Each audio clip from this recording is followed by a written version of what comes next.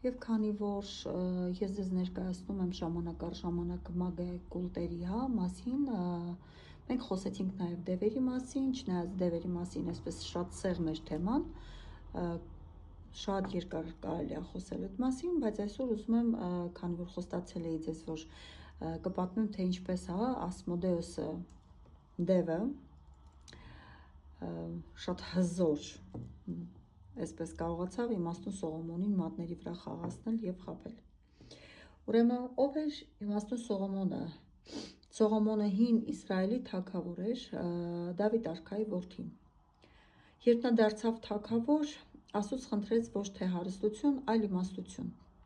որպեսզի կարողանա արդար դատել մարդկանց։ Աստված նրան տվեց աշխարհի ամենամեծ իմաստությունը։ Աստված Սողոմոնին ուղարկեց նաև կախարդական մատանի, որի վրա փորագրված էր Աստծո գաղտնի անունը եւ 4 թանկարժեք քար, որի շնորհիվ կարողանում էր իմաստուն Սողոմոնը կառավարեր դևերին։ Մոգերն էլ ունեն այդ տեսակ եւ վզնոցներ եւ մատանիներ, որտեղ շրջանի մեջ իրենց զգուշության համար եւ դևերին կառավարելու համար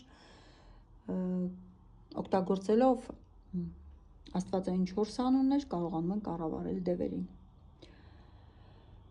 Իմաստուն Սողոմոնը կարողանում էր խոսել կենդանիների ու թռչունների հետ, հրամայել քամիներին, իրեն ենթարկեցնել աշխարհի բոլոր դևերին, ջիներին ու չար հոգիներին։ Նայեք ինչքան հզոր է եղել։ Նա ցանկանում էր կառուցել Աստծո մեծ տաճար Երուսաղեմում, բայց Աստված արգելել էր տաճարի քարերը կտրել երկաթե գործիքներով, քանի որ երկաթը պատերազմի ու սպանության խորհրդանիշ էր համարվում։ Քարերը հարթեցնելու համար Սողոմոնին պետք էր շամիրը։ Դա մի կախարդական, ուրեմն թելիկի նման ворթ է, որին դնում էին քարի վրա եւ քարը ինքն իրեն այսպես մաքուր ճեղքվում եւ կտրվում էր։ Սակայն ոչ մի մարդ չգիտեր, թե որտեղ է շամիրը։ Սողոմոնը կանչեց իր դևերին եւ նրանք ասացին, որ գաղտնիքը գիտի միայն դևերի թագավոր Ասմոդեը կամ Աշմեդայը։ Ասմոդեը ապրում էր հեռու լեռան վրա, խմում էր միայն իր փորած ջրհորից եւ այն փակում էր իր կնիքով, որ ոչ ոք չդիպչեր ու չբացեր։ Սողոմոնը ուղարկեց իր խելացի զորավար Բենայուհին, զորավարը գնաց Ասմոդեի լեռը, թաքուն ծակեց ջրհորի տակը, ջուրը դատարկեց, իսկ վերևից ջրհորի մեջ թունդ գինի լցրեց ու փակեց։ Իդեպ ասեմ, որ հենց դրա համար էլ որ մոգը կանչում է Ասմոդեին կարա մոգը զգա ոչ թե հայլու մեջ տեսնելով կամ այսպես բլագավոնիայի, այս խունկի ծուխի մեջ, այլ նույնիսկ հոտով կարա զգա, որտեղ Ասմոդեից գալիս է այդ ջրհորի հոտը։ Ուրեմն Ասմոդեը գալիս է, տեսնելով, որ կնիքը տեղում է, ամեն ինչ նորմալ է, խմում է այդ ջրից եւ հարբում է։ Զորավարը նրան շղթայում է Սողոմոնի կախարդական շղթայով եւ բերում է Երուսաղեմ։ Ասմոդեը ստիպված ասում է, թե որտեղ է շամիրը եւ Սողոմոնը սկսում է տաճարի շինարարությունը։ Եվ Ասմոդեին ինքը պահում է պալատում շղթայված։ Տաճարի կառուցումը ավարտելուց հետո մի օր Սողոմոնը պալատում մենակ է Ասմոդեի հետ լինում։ Սողոմոնը հպարտանում եւ ասում է, որ եթե դևին ասում էլի, ասում է, եթե դուք այդքան հզոր եք, ինչու ես դու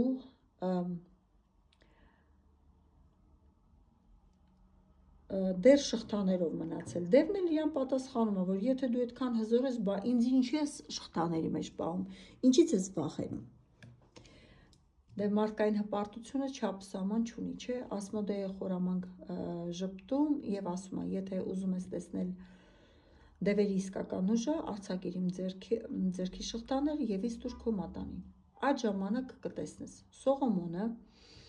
իր իմաստությամբ հանդերձ հետաքրքրությունից դրդված կորցնում է զգունությունը,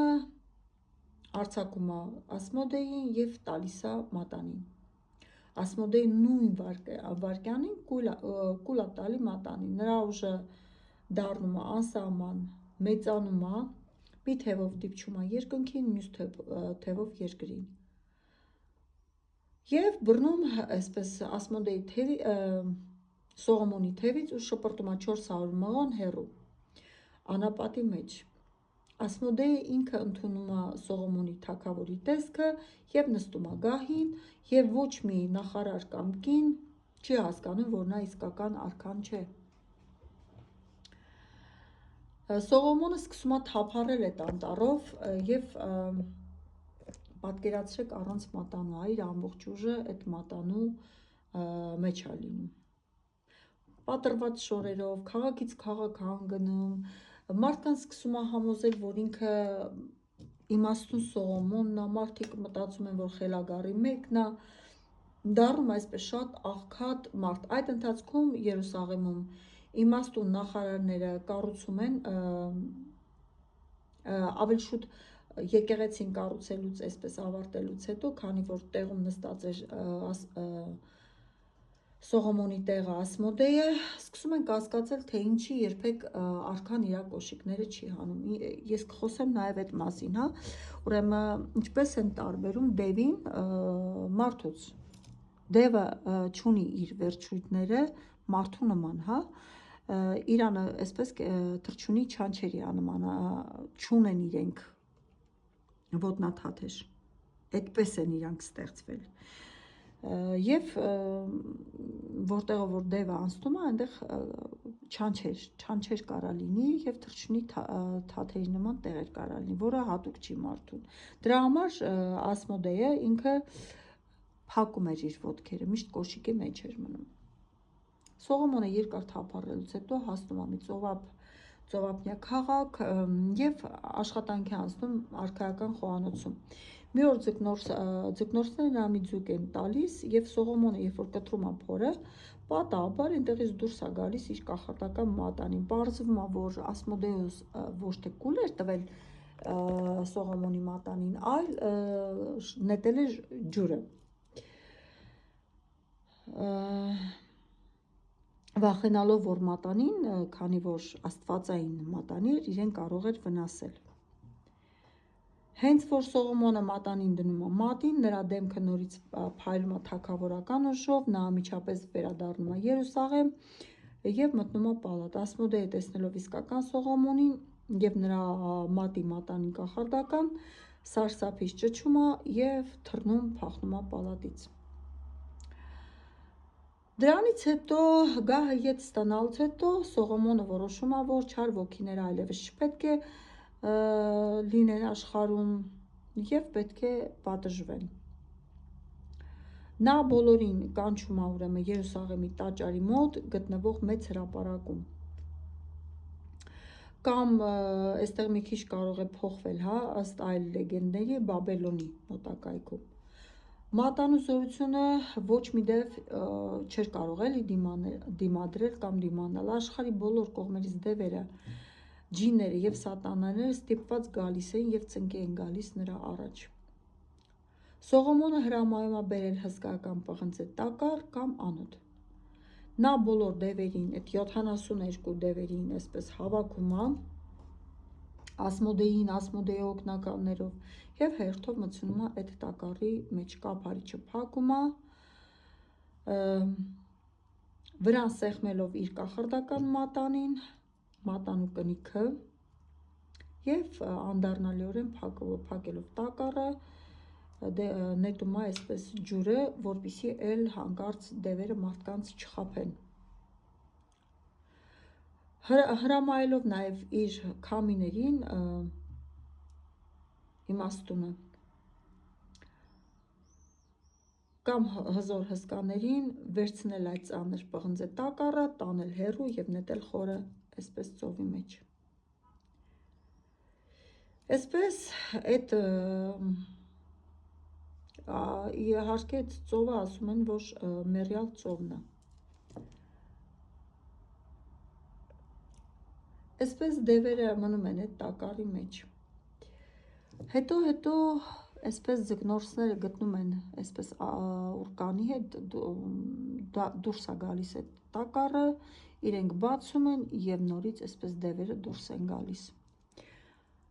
Ահա թե ինչպես Ասմոդեուսը խաբեց իմաստուն Սողոմոնին եւ այստեղից հետեւություն, որ դևերը ընդհանրապես խաբվում են, փորձում են։ Եթե մարդը հպարտանում է կամ մտածում է, որ դևերը լրիվ այսպես հլու հնազանդ իր այսպես յուրաքանչյուր հրաման կկատարեն, դևը սկսում է խաբել։ Դևը սիրում է ճիշտը ազնիվ, ուժեղ, մեծ հարգանքով է վերաբերվում այդ տեսակ մարդկանց, բայց նաև չի սիրում, որ անհարգալից են վերաբերվում իրեն։ Սա էլ իմ խոստացած պատմությունը, անպայման կպատմեմ, թե շաբաթվա որ օրն էր Արարչի ստեղծագործության հետ կապված, որտեղ Արարիչը արդեն հոգնել էր եւ դևերին ինչը պատճառ դարձավ այդպես կիսատ, տձև կամ ոչ այսպես ճիշտ վերջույթներով ստեղծելու այս ամբողջ պատմությունը։